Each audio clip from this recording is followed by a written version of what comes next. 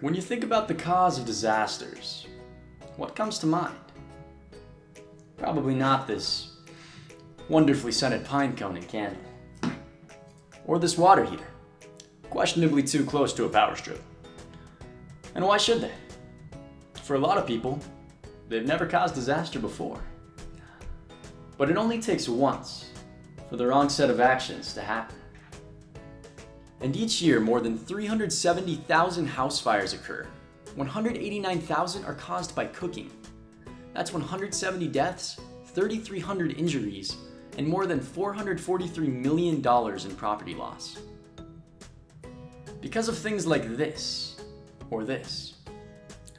Now 2020 has been a year for big disasters. Hurricanes, wildfires, and an unrelenting global pandemic. But small disasters can cause just as much hardship. And there's many more small disasters than just home fires caused by cooking. And it's not to say things like this shouldn't be used, but that's what our team is here for. To help people recognize the setup for hazards that could lead to disaster, and how to better be prepared for if something does go wrong. FEMA, among other groups, have many efforts and partners working to educate the public on all types of disasters. Ready.gov, Parathon, The Great Shakeout, to name a few.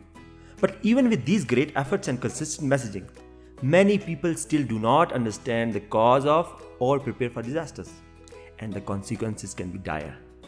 So why don't they? After talking with groups such as the Red Cross, NARA, state emergency managers, and FEMA exercise planners, our team found a few reasons.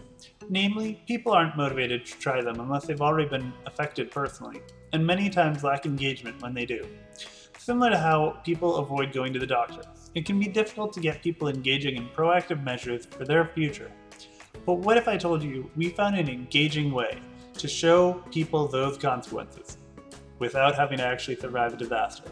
It's something that many families, friend groups, and clubs do every few weeks. They get together to have fun, to bond, and many times play games. Board games, card games, video games, which are already fun and engaging for people with many risks and variations in large audiences. Do you see where I'm taking this? Disaster games. It's as simple as that. I mean, without context it might sound lame, but imagine your favorite game. Think about why you like it. It's pretty engaging, right? It's fun to play with others, you probably get pretty involved with it. Now imagine there was a game like the one you like, but with the theme of disaster preparation. Bam! Entertaining and educational through similar gameplay, tweaked content. If it's a funny game, it's still funny. If it's a strategy game, it's still strategic. But now, with each card, you learn a bit more about how to prepare for and or avoid disasters. For example, flash flood causes severe water damage to your home's first story. If you didn't purchase flood insurance, lose one of your Monopoly properties. Or you left a candle lit and unattended to clear out the stench of your roommate. Fire hazard, pull out 2 orange tiles from the Jenga tower. The best part? It focuses on engagement first, followed by education. We know that engagement leads to education, so why not use what's already proven to be engaging and then make it educational? People enjoy the game and then play it over and over. And over time, those little bits of education are reinforced and influence their thoughts, even causing discussion on the subject. Like a tiny firefighter in their head whispering, "Did you double check the stove was shut off?" Now this wasn't just stumbled upon, no, it took a lot of back-breaking hard work of playing lots and lots of board games, doing market research.